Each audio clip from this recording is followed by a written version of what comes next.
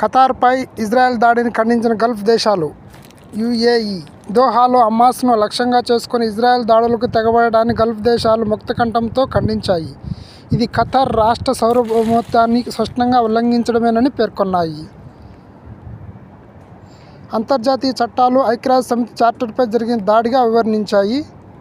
Saudi Arabia ఇజ్రాయెల్కి దురాక్రమణ చర్యగా పేర్కొంది. Qatar తీసుకునే అన్ని చర్యలకు పూర్తి మద్దతు ఇస్తామని తెలిపింది. ఖతార్ సార్వభౌమత్వంపై జరిగిన దాడిగా ఒమన్ తెలిపింది. ఇజ్రాయెల్ దాడులు అంతర్జాతీయ శాంతిని నేరుగా దెబ్బతీస్తాయని, ఈ ప్రాంతంలో సార్వభౌమత్వాన్ని గౌరవించాలని కువైట్ పేర్కొంది.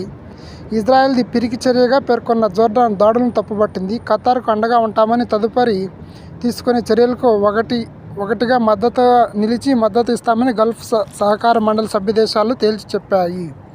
ఇది విషయం.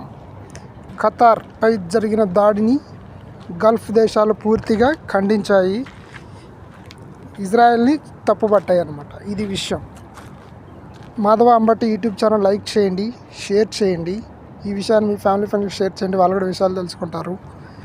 ఇలాంటి వార్తల నోటిఫికేషన్ రావాలంటే ఖచ్చితంగా మాధవ అంబటి యూట్యూబ్ ఛానల్ని సబ్స్క్రైబ్ చేసి పక్కన గంట సింబల్ని యాక్టివేట్ చేసుకోండి. Thank you very much.